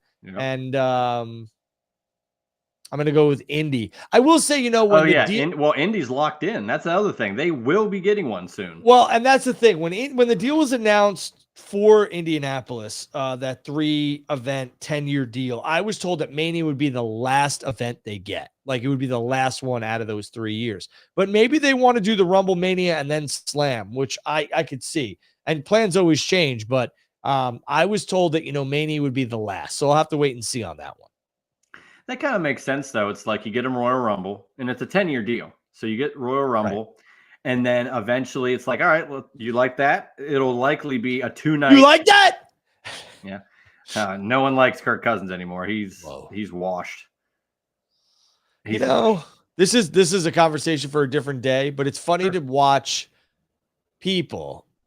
It's funny to watch. Listen, I didn't play in the NFL, but it's funny to watch people be like, wait, well, I mean, I played at a decently high level, but not the NFL. He would, people are like, oh, he's washed. Dude, everyone said the same thing about Rodgers, right? And then Rodgers turned it up at the last, 5 or 6 games. These guys are coming off major surgery, Achilles, completely torn. It takes a while to come back and to feel normal and to move around normal. So I don't think Cousins is washed. I can agree with you, but it's the mentality of trying to rush back and prove something when you just had a huge injury. And I'm sure like the contracts and stuff, you can't just wait around to be 100%. But him and Rodgers, without an offensive line, they are statues in the pocket. And like, it's only going to be hurting them more if you're not mobile. And the NFL is all mobile these days. Yep. You have to have that ability. So that's where when I say washed, I don't mean like he's done forever. I'm sure he will come back and play somewhere, but time's running out, man. But I like the we'll talk in a little NFL championship weekend at the end of this, but hell yeah. I think you got a solid guy with Aaron Glenn. So and they have a good defense anyways, but why not ramp it up? I don't know if Rodgers should go back there or not. I don't know what if he runs it back, he's got to run it back with Devontae too. Otherwise, take Devontae, trade him to the Steelers. We back. You guys can have George Pickens. I don't want George Pickens. No, but we don't want him. No one wants him. He's a headache. Well, I mean, don't get me wrong. I love the talent, but I don't know. Sure. I don't know if I want. I'm weird. I think we're good with that right now. Yeah. So. But anyway, like I said, we got thrown off. Like I said, they would like Royal Rumble, but wouldn't it be better then you get a 2-night SummerSlam and it kind of like, okay, now we really see what this can be. And that's the 2-night like teaser. Then you get WrestleMania. It's like, this is what we really can do. That makes sense to Rumble, SummerSlam, Mania. Oh, hold on a second. What? Just to further my point, I was just texted that Mance Warner is in TNA. right now? Well, Matt Cardona showed up tonight as well. Funny how that works, Andrew. Funny how that works. Funny I seeing love you here. Mance Warner, I love him. I tweeted out that he would have been a great member of the stud stable back in mid-90s WCW with Bunkhouse Buck and Terry Funk and those guys, like rugged. He sounds like Steve Austin, which kind of helps. And he's just like a badass guy. He takes crazy bumps. So I like old Manser. And So we still think my theory is crazy. Like me some Steph DeLander as well. He's with her. Yeah. So I mean, we still think that's Cardona's heater. Yeah, and I think that's who Warner came out with. So it's very interesting. Very, very interesting. I love how it happens live and you get vindication live on the air, Drew. It's almost as if you knew and know what you're talking about. Sometimes. That's why, once again, that's why it's Drew. Oh, and Juice. I don't know what this mirrored thing is crazy. I don't know if I'm looking mirrored. I'm pointing this way. It's going that way. I don't know what the hell's going on this show. A couple more things before we get to the questions. It's been real fun so far. Once again, I'm appreciative of anybody that's tuned in thus far to Drew and Juice any of these first 3 weeks. Can't believe we've made it 3 weeks. Next week, if we hit 4 weeks in a row, that will be a month's worth of shows. I can't believe it. And Drew, can you please send me the audio from last week? Yes. Thank you. Yes, sorry. Yes. Well, then we're behind. Then you got to send me the audio from this show. Some little note here. Nikki Bella rumored to return. Any interest? Do you think the main audience of WWE would be interested in Nikki Bella? Now there's no spoilers because I haven't watched the latest episode, but she's been featured on the wonderful reality show The Traitors. And if you haven't watched that show, Drew, I suggest you watch it. It's on Peacock. But be that as it may, rumor has it that she could be coming back to WWE. And there were people being like, well, who is this for? She's a huge presence. Online or on the world. Like, I don't think her sister's coming with him. But no, I don't think so either. But does she need to? I think Nikki Bella could do one run, you know? I think Nikki's absolutely on. It is my opinion that Nikki Bella is absolutely on her way back to WWE. Royal Rumble. Makes sense. You know? You think we see AJ Lee at the Rumble? I'm taking that as a yes, so. I don't know. Picture's worth 1,000 words. Or, yeah. I mean, I don't know. Yeah, of course you don't know, but we don't know. It didn't happen yet. Yeah, it's all speculation. It's all speculative. And speaking of speculation, this is the last thing I want to talk about before we get to some NFL, and then we'll close out with questions. Go ahead. And it's almost rhetorical for me because I know known you for a long time. Mm-hmm. You always say you don't report on dirt, right? Yeah. So you kind of mentioned at the beginning of the show of how chaotic it's been, at least just today. But in the past week or two, we've discussed like content people, streamers, people on Twitter, this and that, reporting on things or talking about things, whether they get the info from this or this or this, not crediting sources, all these different types of issues. Why do you think it's so prevalent now that it almost seems like a wild, wild west, and not in a good way of everybody can report things and it's all accurate? It's anybody can report things and a lot of it isn't accurate, and it takes people that are in the know to then say, "Well, I don't know where you got that from." And now it's no one's reputable. Everybody, it's funny to me because everybody is like sources, and it's like I don't like not doing that. Never. Here's the thing: I never will. I talk to so many people, and their conversations with me. I'm not trying to sound like a big deal, but the conversations that I have are private, and they will always remain private. I've talked to billionaires. I've talked to millionaires. I've talked to janitors. Okay. I talk to everybody. And a lot of people confide in me. And that's where it starts and ends. I don't tell my friends. I don't tell my wife. My best friend, my brother, would tell me things about his life. They were just here.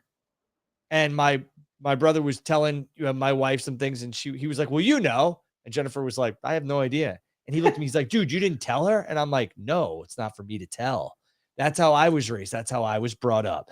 That's a code that I live by. So I appreciate people being like, yo, where'd you get this from? You will never, ever, ever get me to tell, because that's just how I am. And I don't deal in dirt. So my things are opinions. I think that there was a lot of mistakes made.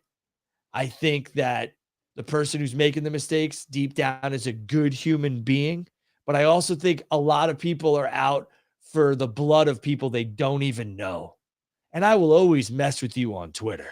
I will send you stupid gifts so that you just stay away, because I'm never going to reveal where I got it from. There's people being like, where'd you get this TNA WWE stuff? Like it's a settlement. You don't think that I spoke to some people? You think that I'm just willy-nilly throwing it out there? That's not how I operate. And I also stated it as my opinion, because it's my opinion. Okay. I will And never reveal anything ever, because those conversations are private. They should never be brought to light. You should always want to be welcomed at everybody's table. Nobody should want to sit back and be like, I can't trust this guy. I go ask some people in the industry. If they say they can't trust me, we've never spoke. And I want to clarify, you were saying with sources, like when you know things and someone's like, oh, reveal. That's right. Of course. He has Dynamo Kings and Queens. And pork and beans. Yeah, there it is. Shout out Matt Presto. But what I want to clarify, when you say sources, it's like people asking you to like, tell me where you got this because I don't believe you. And then there's the other half. We saw this with Sean Ross Sapp the other day, off with someone, of just like wanting to find out, like crediting your source if you're reporting news. That's a totally different thing of if you're reporting news, and I think you're muted, Drew. You want to report news, you should have that source if it's a credited thing. But if you're just reporting it, or if you're coming up with an opinion and they go, and if your opinion is based on something maybe someone told you in confidence, yeah. But if someone's going to ask you for that source, of course you're not going to say it. And I mean, with the boat with you, I've been around pro wrestling, I would say probably 10, 11 years now. And I really enjoy that I can be trusted and confided in. And because it doesn't benefit me to tell people this stuff. No. Like, and again, that's how I was raised as well. And I had classes in journalism where like again, cite your sources, but keep your sources close to the vest, if you know what I'm saying. Yeah. And I think for me, it's always been, I have seen and heard so many things after a show, at the bar, at the hotel, and those things stay with me. That they don't go anywhere else. I could tell stories all day, all night. I'm not going to, and I never will. Those stories start and stop with me. I'm privileged to have those people and to call some of them friends, and that's it. When you betray that trust, you're done.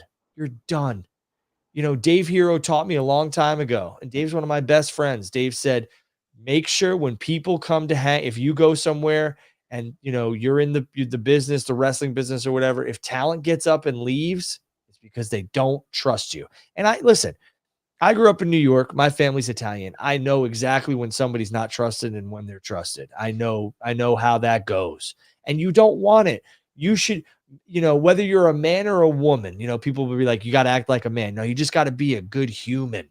And at the end of the day, it should just be your fiber as a human. Again, I said it last week with the streamer situation. It costs $0 to be a good and decent human being. Yeah. And listen, to be respectful and stuff.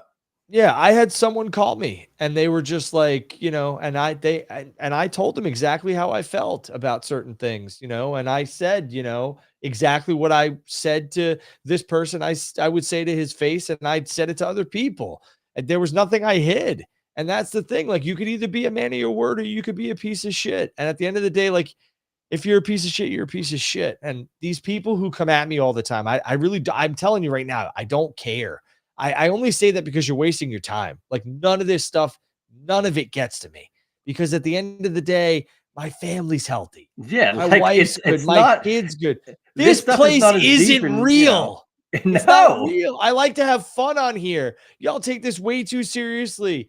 Like people are trying to do this and do that, and they comment on everything. Like, if you guys were so good at all your stuff, you'd be somewhere else than on Twitter all day. I use it as a promotional material. And I also look at things because I need to see what's trending in the industry. And I'll mess with people. I mean, come on.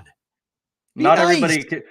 Sorry, Drew. Unfortunately, we are not perpetually online all the time to where we have to respond to everybody and talk, and it never ends. I have 6 screens. I have 3 main ones, and then I have 3 small ones. And I could be on X all day if I wanted to by like looking at it from over here while I have my work email up here and I have my point of sale up here and I have everything. So I could do a lot at once. I'm a good multitasker, but I'm not going to sit there and argue with you all day. It's not that deep. I'll send you stupid gifts and I'll move on. Whatever the hell you call them, and I'll move on. I'm not on Discord. I'm not on Instagram, or I am on Instagram. I'm not on TikTok. You're like, I'm not that guy. I'm not. And you're better off, by the way, Drew, not having a Discord, not being on TikTok. Yeah. Like, get your main platforms that you need. And again, you control what you can control. Yeah. I think it's a very, and I think a lot of people hate that you can control what you can control because they can't control themselves. Yeah. I mean, I've thought about taking my profile, and making it private so that only people who follow me can write and stuff like that. But who cares? It's just whatever, I have kids, I got to teach them how to be. Yeah. And my son and my sons and my daughter will probably be bullied, not only in person, but online. And it's my job to show them how to navigate that. So you can bring your hate, but I can promise you none of it gets to me. There is not a single thing that you could say to me. You want cite your sources. You're not credible. Blah, blah, blah, blah. Brother, go fucking whistle in the wind because I don't give a shit. I don't. And I never will. I sleep on my back every night. I don't care. Couldn't say it better myself, Drew. Yeah. Just be real. It's not hard. Just be a good human being. It's difficult for some people, man. They thrive on chaos and stirring up bullshit. And how dare you say this? Because you said something negative or positive about something I feel a certain way about. Therefore, you're wrong. I'm right. And I'm going to tell you why. And it's like, dude, it's not that serious. Go hang out. Don't touch grass, as the kids say. Oh, yeah. And it's, it's mind boggling to me, the lengths some of these people go. If you're over 50 and you're consistently on social media and you're not contributing in any way, shape, or form, hang it up, brother. Yeah, just be done. I'll tell you what, there's an account that absolutely hates AEW, right? But the videos, the dude's talented. There's no doubt about it. He's talented in what he does. I just wish his energy was put elsewhere, but he's very talented. Whether or not I agree with what he's saying, no, but he's talented in that retrospect. Sure. And again, you can be talented and have opinions on things and still be a good human being. It's those that choose violence. They choose to not do that. Yeah. And it ostracizes them from a community. It lessens trust from those in a community or around, it's ridiculous. And that, like Vincent just said there, the spaces, you communicate with people. I love going and hopping in spaces with you and hearing what other people have to say. And it's a very nice, open forum. It's important for me to let the people who don't want to be on camera or all that other stuff to kind of come tough, in. Drew. It's tough to put yourself out there. Yeah, and I think it's rough, but I think it's important to have that. There are people who speak in the space and they're very long-winded, or they take very long, or they have stuttering issues or whatever, and they take long to get points across. But you want to know what, dude? That's their time to talk to somebody that maybe they don't get to talk to on a daily or consistent basis. Be that bridge, be that person. Like I said, I could be a sarcastic prick if I want to be. If you want to pull that out of me, I can. But I'm never going to make things personal. I don't care. And I will always welcome a conversation. I pop into random spaces randomly and people are like, oh shit, Andrew's here. Do you want to speak? And I'll be like, no, I just want to listen. And then sometimes they'll be like, okay, I'll talk. But I mean, to me, it's crazy. It's crazy that people want me to talk, and I'll talk, but I just like listening to you guys and girls. It's fun to listen to the fans. It's fun to listen. I've said that it's supposed to be a community, not like competition and chaos and like I like you mentioned, I'm the same way. I like talking to anybody. I pride myself on being able to go into a scenario and I can talk to this person or that person no matter where they sit. Like if it's on this side or on this side, and it doesn't mean that I'm a fence sitter either. Like I go situationally and I can talk about any point and give my opinion on things and hear other people out and banter and go back and forth without being disrespectful. And I feel like you have the same traits, which is again, that's why we get along and our mutual friends, like people we know, I feel like are all in that same kind of boat of it's not that hard. We don't have to agree on everything, but I'm damn sure not going to make you feel stupid or bash you, or I'm not going to, if you're not on like this, the same wavelength, I'm not going to make you feel lesser. Again, it doesn't benefit anybody. It certainly doesn't benefit you for putting anybody down, and it doesn't give them any confidence to go into a space and say something or turn on the camera. Because is this a community or is this just like, a hate group? Like, I just don't get it. I'll never get it. You hate Sean because he's successful. You hate, Tony because he's got a lot of money. And you don't, right? Like it's jealousy. You hate Triple H because it's not Vince. You hate Triple H because he married into the family. Just stop. Go do something. Who cares? You know what I'm going to do? They hate you because you're bald. They hate me because I wear the same hat. I'm gonna eat some food, probably some salad and some chicken and some rice. My wife's still awake. I'll see what she's got going on. And then that's about it. That's it. I mean, I'm like, what do you got? This isn't that deep. Like, wrestling's fun. I would have loved to have had, 8,000 people who wanted to hear me talk about wrestling 20 years ago when I was watching shit in college or in a basement or whatever, dude. Like, it's just crazy. It's crazy. It is crazy. You know what else is crazy, Drew? This NFL championship weekend. Get your questions in. They're coming up right now. We talked about it last week. You were kind of bullish on the Lions, and I said, I'm going to pick the Lions, but I'm not shocked if Jaden Daniels walks in there, and damn it, they put up 45 on him.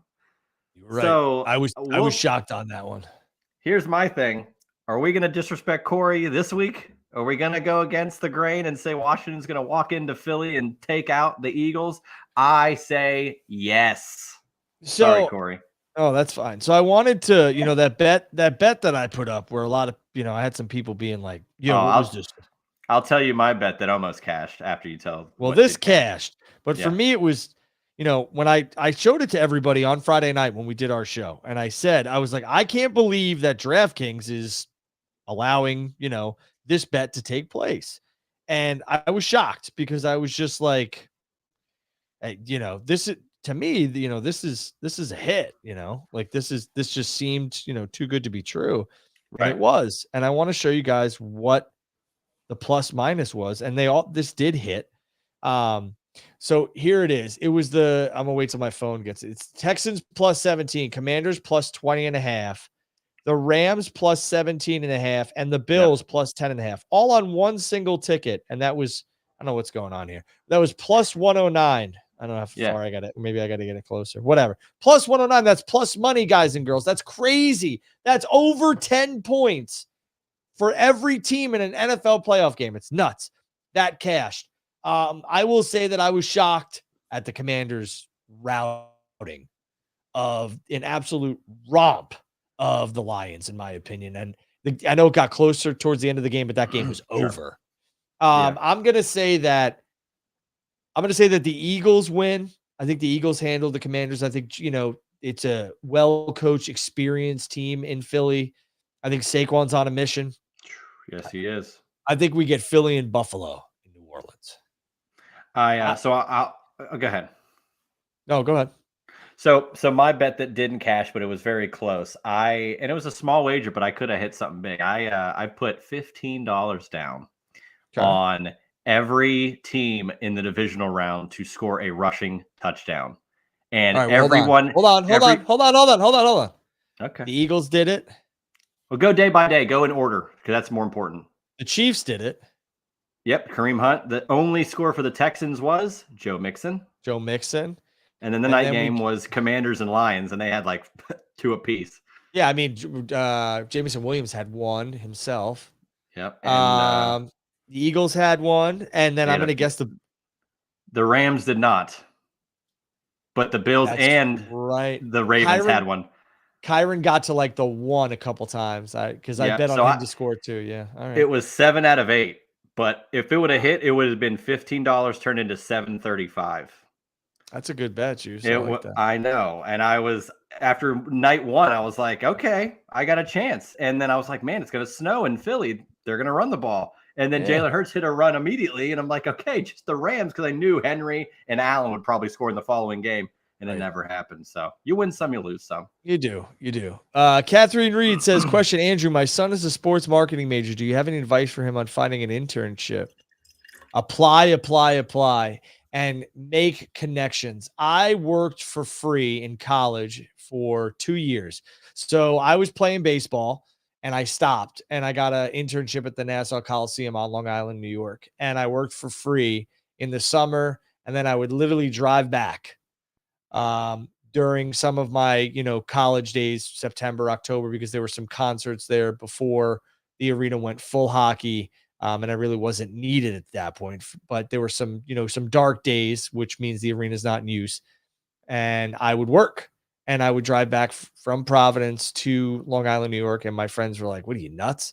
And for me, it was making the contacts and getting your foot in the door. So to your son, make as many contacts as you possibly can, get your foot in the door and give the best, effort you possibly can. Your first impression is a lasting one. It'll carry you throughout your whole business career. So make sure that, wherever he gets in on an internship, he really, really goes above and beyond, because that's kind of like, it's your tryout for life, in my opinion.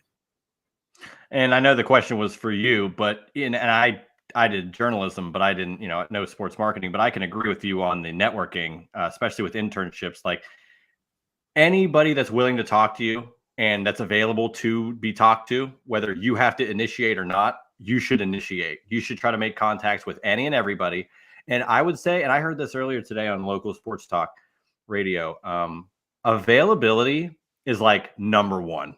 If you're available to, like, they were talking in broadcast terms of like, hey, we need someone to like cover these games tonight. But if you can say, can I cover these games? I can shoot photos for these games. I can produce something for these games. Even if you don't know how, you can do it later and then be like, hey, I'll do better next time. You want to show you are available for everything. Reliability goes a very long way. Yep. And with internships too, like, even if you're unpaid, it matters. Like, the goal is, if it works out for you, you will get paid. So that's just how it works. You got to just keep grinding, and hopefully you find out what you're looking for. And I'm going to take the Chiefs or the Bills. Oh man, it's so annoying because I can't bet against Kansas City with Mahomes. Like, I can't. I don't want them to win, but it is very difficult to bet against a guy that doesn't lose. They don't lose. So I did not bet the Chiefs. Yeah, I didn't bet against Mahomes in the divisional round, but I think it's Josh Allen's time. I mean, listen, I'm with you. You don't really win. Yeah, you don't want to bet against the Chiefs, no doubt about it. Yeah, it's crazy, man. But I'm here for good football. Commanders, or if it's Eagles Chiefs again, we've seen that song and dance, but they didn't have Saquon, so that kind of changes things. But hey, give me Buffalo and Washington. That would be exciting. It'd be a rematch of Super Bowl 26, and it'd be fun. Two teams that are desperate to win one after so long. I think it'd be hype. Yep. Vincent Marshall says, do you think Triple H and WWE will start tracking dates for talent when their contract ends, despite AEW, because Tony Khan doesn't want talent going to WWE? I think he's kind of referring to like Tony Khan. It seemed recently, like with Ray Phoenix, for an example, or some other talent maybe we're not aware of. Instead of like, hey, we're just going to be done with your contract and we'll pay you out, and you can, even if it's a no compete clause, it seems like they're just not utilizing people, paying them, and then when we find out is likely when they find out, oh, I can go to WWE or I can go somewhere else. So like WWE's, maybe this guy's asking, are they going to track that to not allow that to happen and be like, okay, maybe I know when this person's available instead of planning ahead. I think it was a couple of weeks ago, maybe we talked about how it was supposed to be, or I don't know, but it was supposed to be Penta and Ray. People asked if it was supposed to be them instead of the Machine Guns coming in. I don't think so. But I'll say this. I think AEW legal And I would think Tony is very proactive in terms of like reaching out to talent that's contracts expiring probably 4 to 5 months in advance, maybe even 6. And once we start getting down to like that 2 to 3 month period where we don't have an answer, AEW doesn't have an answer, Tony doesn't have an answer from the talent. Yeah, we'll talk about it later. I think Tony's going to take them off television because he doesn't know what's happening or if they're going to come back. I would, we've had this discussion. I'd put this talent out on television and have them put over somebody on their way out and build stars because you're paying them. I don't agree with freezing the talent, but I maybe that's just the way Tony wants to handle it because it's out of sight, out of mind. And I think AEW and Tony Khan is very proactive in terms of trying to make sure that the talent that is contracts are expiring, gets handled before, say a month before the contract is expired. I was going to say, do you think that's going to change going forward with knowledge of how things have been going recently? Like when someone comes in or someone's contract needs to be re-upped, do you think that's going to be kind of discussed of like, hey, at the end of this, or maybe earlier, we'll talk about it instead of, oh, it's coming up. Oh, we don't really want to deal with you anymore, but we're also not going to feature you. You'll get paid. And when we tell you you can be out, you can leave. You think that'll be kind of fine? So for me, if I was, and I deal with contracts every day in my business and I review them and I read lawsuits and everything else like that. So for me, I would have 120 days into the contract. I would say, hey, when upon expiration date, let's just say it's September of 2025, we will open negotiations for your new contract 90 days, or excuse me, 120 days before the expiration date. This way, that gives them almost 4 months, exactly 4 months, to figure out whether or not this contract or talent is going to stay. Maybe it could even be 6. Maybe they want to do 6 months before the expiration date. That way, we could open the conversation, and if the vibes I get are that you're not staying or you're not whatever, all right, then, let's do something else. But let's not wait until, we'll get to it. No. We're talking about it now. We're talking about it now. And if you want to become a free agent, okay, realize that, that's the exclusivity negotiating window. And it could be, there could be 90 days. I don't know. But what I'm saying is I would make sure that we have that exclusivity window.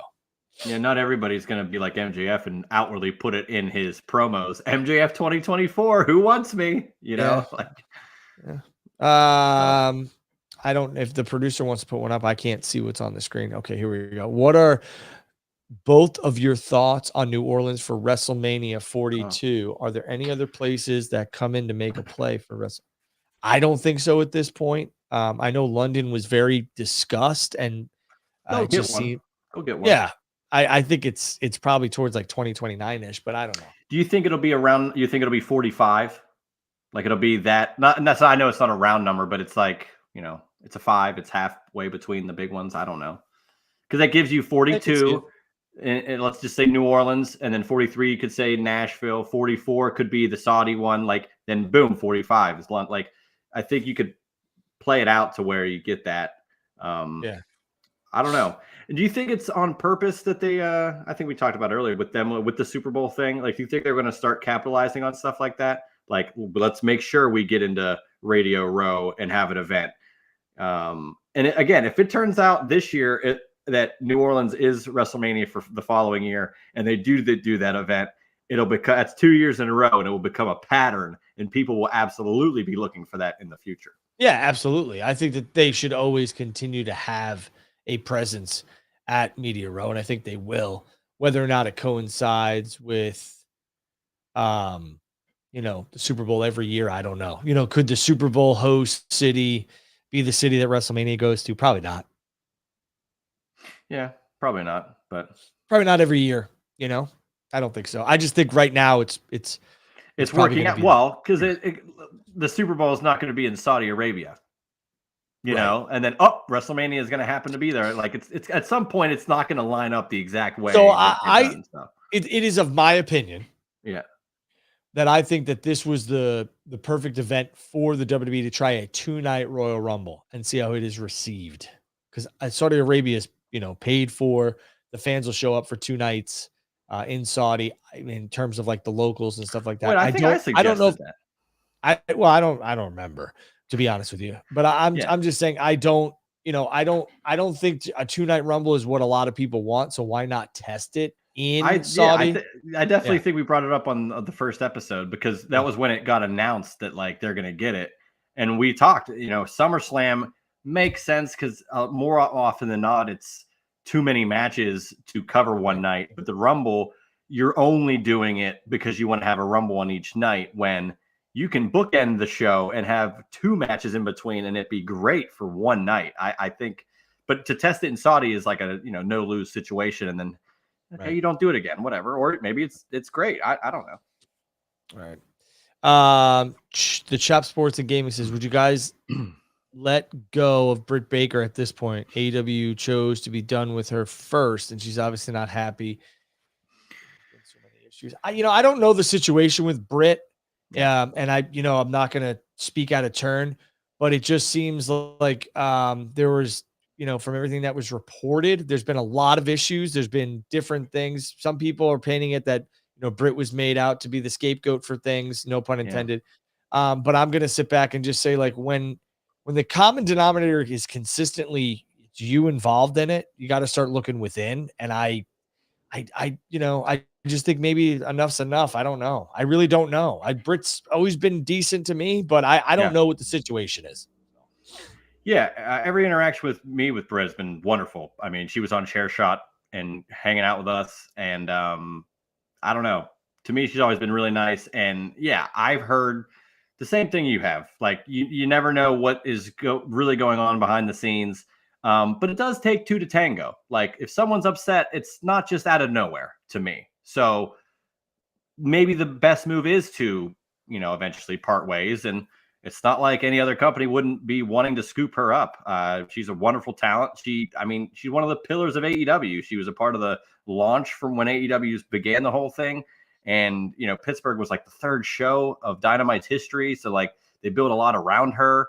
So there's a lot of equity there. But if it's time to move on, it's time to move on. And, it would be, if it benefits AEW and if it benefits Britt to not be working together, then maybe that decision needs to be made. But I'm not there. I can't make that call.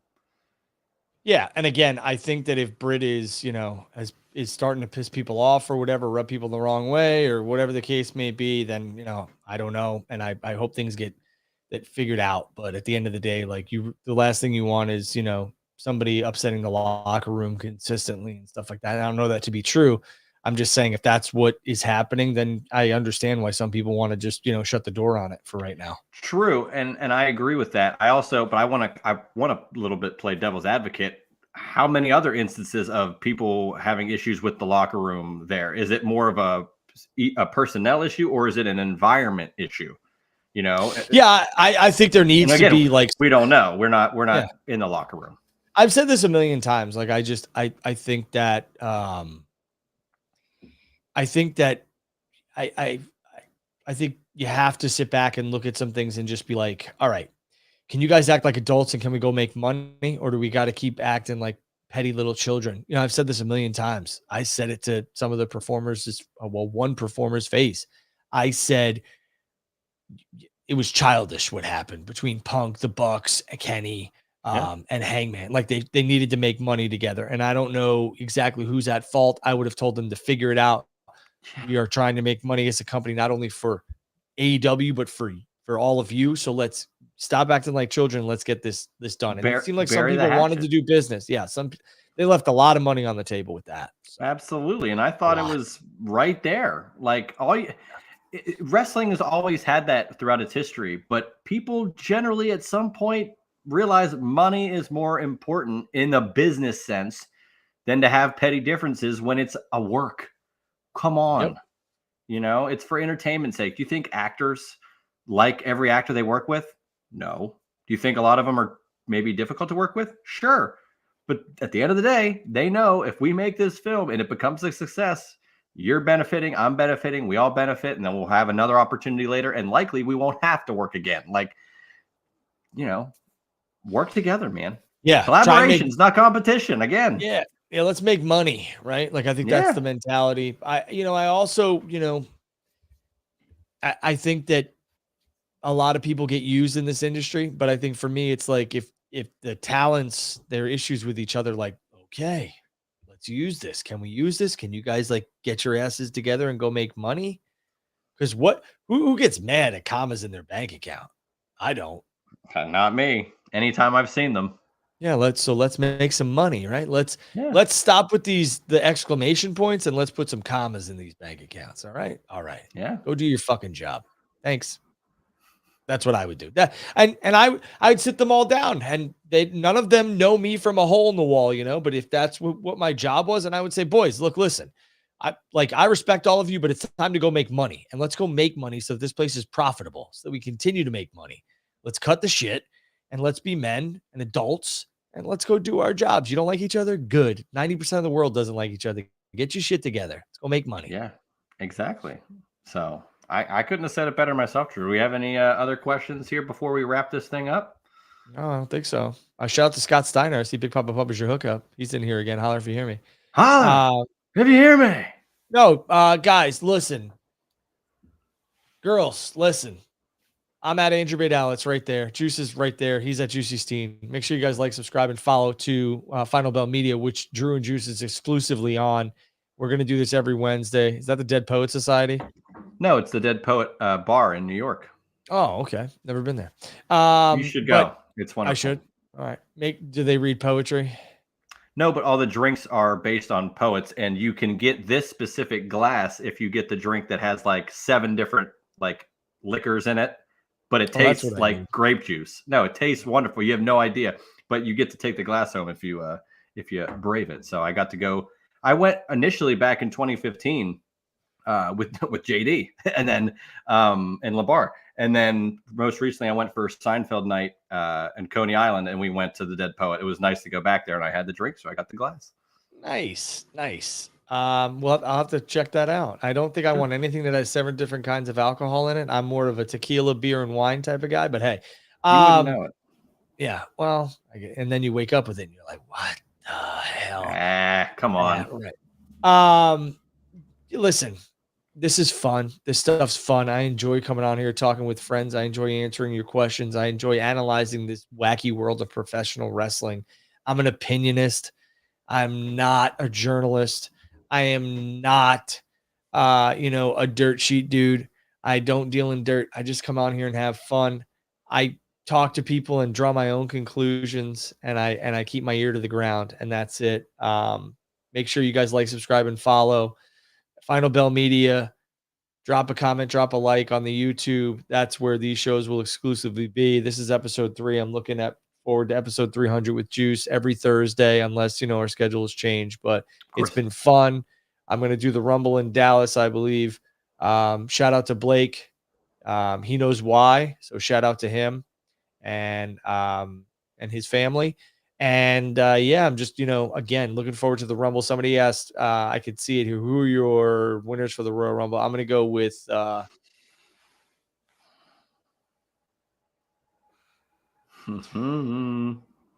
great for talk radio. I'll go with John Cena. I think John's going to end up winning the chamber, but I'll go with John Cena just because I don't have another one now. He should win both. Yeah, Rumble right. and then the chamber. Fuck it. I'll go with John Cena, and I will go with Charlotte Flair. I'm going to go with Charlotte Flair, and I'm going to take CM Punk to throw John Cena out to win the Royal Rumble. I think Punk is a really good pick. Punk Cena final 2, man. That's like a legendary shit. Cena's final Rumble. Come on. Yeah. I think the Punk call is a good one. We just got to get the title on Seth, because Seth and Punk are having a match at Mania. Hey, if you say what you think is going to happen, if Jey Uso wins the title, I think anybody could get the title by the time WrestleMania rolls around. 316. I see the question. He says, "What is your hot take that WWE hasn't posted any more Dom and Liv videos from the past Monday? They posted the video and has me." I listen. I think that the views on YouTube are instrumental, and I also think that they have a lot of weight. So you might be onto something, but I do think that WWE knows what they have with Dom and Rhea. I think they know to capitalize on it. And I also, a lot of people were like, now, why are we doing Mox and Cope? Well, Mox and Cope's segment from a couple weeks ago has over 1 million views on YouTube for AEW. So pay attention. Go where the money is, go where the views are, and pivot if you need to. Yeah. So I just, I think that Liv and Dom will have a major role at WrestleMania. Yet to be seen, but we'll figure that one out. Maybe we'll get that Dom versus Rhea match that could only, I think, happen at WrestleMania. If they were going to pull that trigger, they would go one-on-one. It would be at WrestleMania. I could see it. All right, Juice, tell everyone where they could like, subscribe, and follow you. And follow me on X, formerly Twitter, but I still call it Twitter, at Juicy Steen. Talk to me about Seinfeld, wrestling, WCW, football, anything and everything. And listen to the Juice Box anywhere you listen to podcasts every Friday, early mornings. But I post the link out around noon-ish on Fridays. So Saturday night's main event predictions this week with myself and friend of the show, Josh Eisenberg. So good little 40-minute chat we had. And looking forward to Saturday night's main event this weekend. And good football, good time of year. My birthday's next week, Drew. Everything's happening. You know what? It is a good weekend when you have Saturday night's main event, and then you bleed that right into the conference championships. And then right after, that, a couple days later, the Royal Rumble. That's right. It's a good time to be a wrestling fan. Good time to be alive. Thank you very much for joining us on Drew and Juice this Thursday, January 23rd, 2025. We'll catch everybody down the road. I want to thank everybody who jumped in here. There was over 300 people watching on YouTube, so thank you very much. Over 300 people watching on X as well. I wish you all a very good night. Juice, I'll talk to you tomorrow, buddy.